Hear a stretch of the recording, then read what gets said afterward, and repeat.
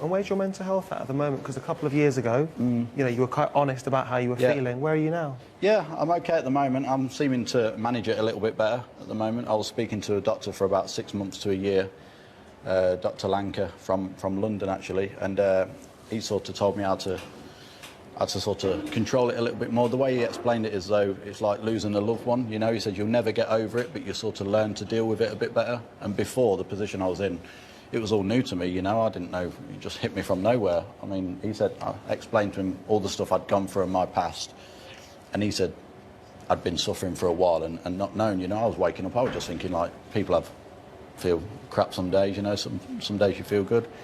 But he said it was like a combination of like that building up, and then sooner or later it just was basically like a bottle of Coke, you know. Once you shake it, you open the top, sooner or later it explodes. And then, like I say, it hit me from nowhere, but obviously working with him, I've sort of dealt with it a little bit better, but I'm sure it will rear its head again at some point, you know. It's just obviously how I deal with it. But I've always spoke, like the Worlds this year, I probably shouldn't have played. I wasn't in a great place going in, but I thought I'll go there, and if I win 1 or 2 games, you know, with the atmosphere and the buzz of the place, I might trigger something and turn you around. Looking back, it didn't. I probably shouldn't have played, but, you know, I've learnt from that and know that if I'm in that position again, then no matter what tournament, I won't play. Thank you for sharing that. I mean, out on the table, there was no signs of anything other than strength. No, not at all. And look, without divulging too much or giving too much away, I mean, the odd occasion, you know, Mark will have a result, positive or negative, send the odd text about whatever, just feelings, and it's people would be surprised to maybe discover that Mark's not as confident as what he looks out there. He looks about $1 billion when he's playing well, but there are, you know, for whatever reason, and there are probably different reasons for it, aren't there? You know, you doubt yourself, or you know, that generally my return text to Mark would be, listen, Gary, just keep going, because you're all right at this blooming thing, you know. And to be fair, we're probably, like, as an individual sport, we're probably playing the worst game possible for that kind of it's tough out there. thing, you know, because there's so many highs and lows in this sport.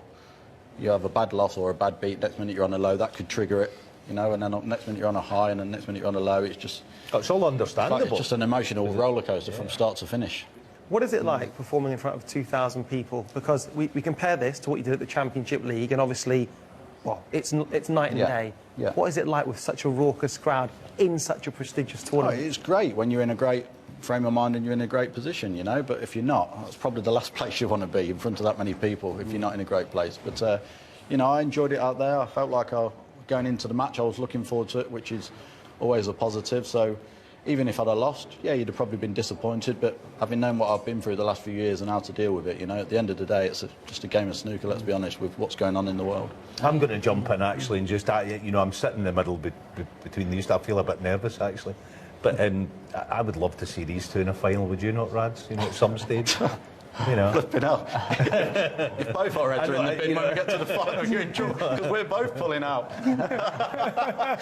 Wouldn't that be fun, though? But after that match there, like, obviously, if you play well, do you feel like that's a good sign for the rest of the tournament, or do you just think, no, just one match at a time, or do you think sometimes you hit the ground run and you think, oh, this could be a good week here? Yeah, I mean... Do you ever think like that? I don't know, Ron, because, like, say, obviously you've been through it a lot longer than me, and like you could wake up one day and you think on a massive low, and before you know it, you're like, But like I say, at the moment, for the last few months, I've been in a decent place, so hopefully it stays like that. And if that's the case, then yeah, looking for the next few days going forward, I'll be looking forward to it, and hopefully I can carry on playing somewhere similar to that, because you need to, you know, to go on and win the tournament and get far. Have you changed anything then, like in your practice, the amount you practice, maybe playing less tournament? I don't know, has there been a... Not really, I mean, it's funny, because I felt like I played okay this season, and then, like, I played Jack in the UK, I felt like he played great against me, and I didn't really do too much wrong.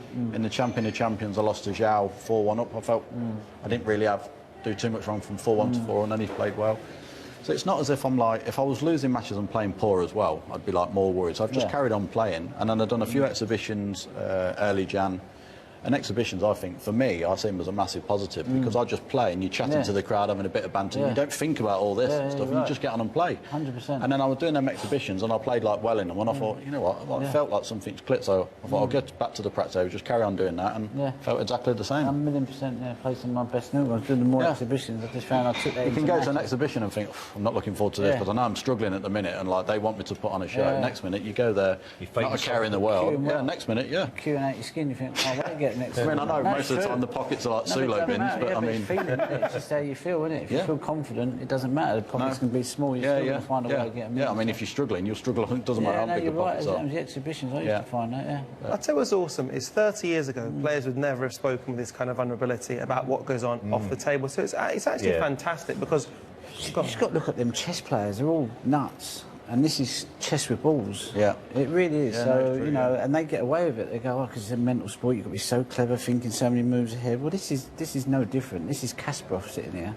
Do you know what I mean? But he just does it with a stick. No, serious. It's not like football. They're running around and they're diving in. They've got their teammates. It's adrenaline in, and you ain't got time to think. This is like pure... That's why I said to you, I don't want my kids to ever play this sport. And the thing is, there's no hiding place out there, is there? You know, you're playing bad and you're struggling, you get caught out. Like Ron said, football, if you're playing bad, the team still wins because you've got 10 people supporting you. And no one sees your performance playing bad. You know, the team wins and the thing... But when you're younger, I think when I used to play football as a kid, the reason why I wanted to play snooker was because I didn't want to rely on anyone. I don't know if you felt the same, but I thought, no, I'm going to take snooker. Because I thought, I've got these 10 teammates here. And I'm not doing it. I've got to, like, am I going to put my faith in someone else? No, I'd rather do this because I know that I'm in control of this, maybe. I don't know if you felt the same. I felt I'd just go into the club just to get me away from school. I was telling my dad I'm going to school and the school's ringing in 3 hours later, oh, your son's not in, and I'm down the club playing snooker. Misspent youth. Does your headmaster know what you do now, by the way? Well, it's funny because my PE teacher, when I was at school, when I used to go, he used to love snooker, so every Thursday after school, we used to go to Willie Fawn's and play for 2 hours. Wow. And then, like, after about 2 years of us, like, just having a game with each other, he put a word in with the school and said, look, I play Mark, like, every week. He's like, he's got a... whether he's got a future or not, but he can play, so I think that we should teach him from home.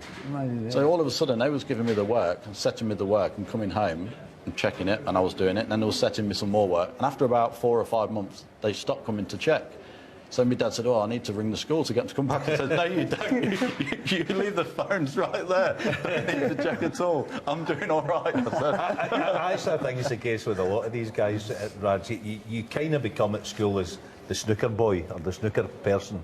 And, that, you know, you go into registration, you put your two-piece cue behind the desk. And, Do you know what? I think World Snooker should have somebody like at football, they have masseuse, people sorting out injuries. I think at snooker, they should have someone at the tournament employed as like someone struggling, they've come off the table. Do you need to have 10 minutes for someone? I'm not saying everyone will go in there. I just think for the because a lot of players suffer in silence basically.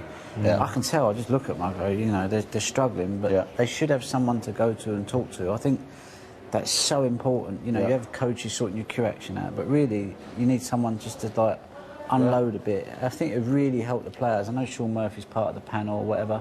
But I think part of this, whatever, they could find the money to employ someone full time, you know, to be there for the players, because it really is tough mentally. I mean, like, if he's struggling mentally, and I struggle mentally, and John Higgins struggles mentally, then the other 124 are 1,000,000% are struggling mentally.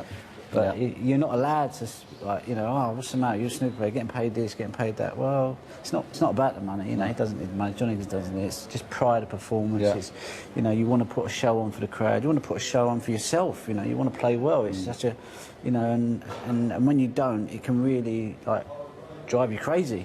You know, so and sometimes just a little 5-10 minute check. You can go, oh, I'm all right. I'm all right now. I can go to sleep. I look forward to tomorrow instead of going back and beating yourself up. Because look at someone like Gary Wilson. He's very articulate the way he talks. And I think he's great because he really suffers as well. You know, but he articulates it very well. But not a lot of people. There'll be a lot of players that. out there, like Ron says, are suffering and probably don't want to speak out or scared to speak out. You know, but if they've got someone like that where they can just go in.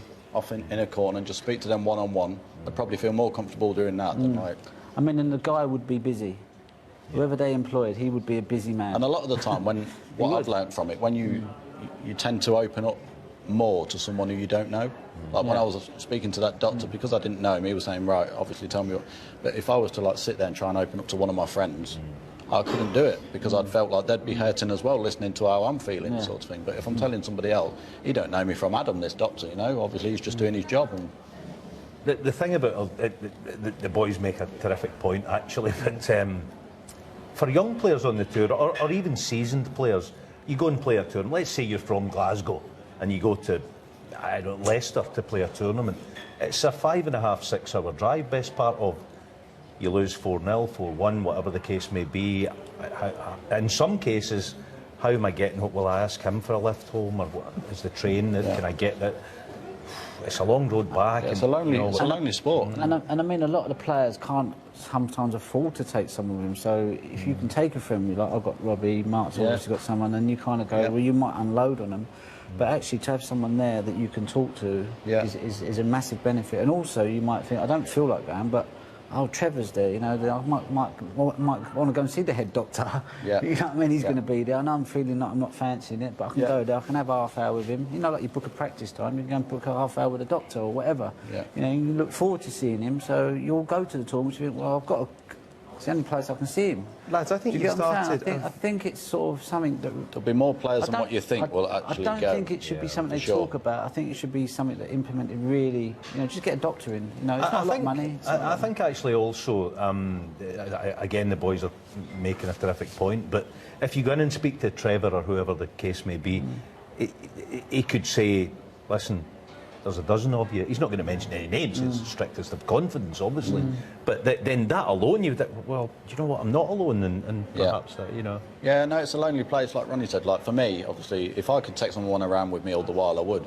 But then obviously, like there's probably only a handful of people who you'd probably choose, you know. And a lot of them people are working and got full-time jobs. And I mean, I've offered like saying, look, I'll pay for you to come around with me if it means you obviously like, not being able to work. But you know, it's difficult. They've got families and they want to do other stuff. But you know, I got a guy who runs a club who's here with me this week. Ian is a great guy, and I'd have him every comp. But he said, look, I need the club to run. And to be fair, he does, because he's tight as cramp. So I mean, he wouldn't just come around like just like humping around with me everywhere. Tight as a dead teeth. Oh, he's granite. Lads, you know what? Sometimes post-match interviews are about analysis, and sometimes they're about something more important than that. And that was a really profound, honest conversation. And I feel like that is the beginning of a very important conversation. So thank you to Mark, thank you to Al, thank you to Ronnie O'Sullivan. Hi, I'm Ronnie O'Sullivan, and welcome to Eurosport Snooker on YouTube. Click here to subscribe to Eurosport Snooker.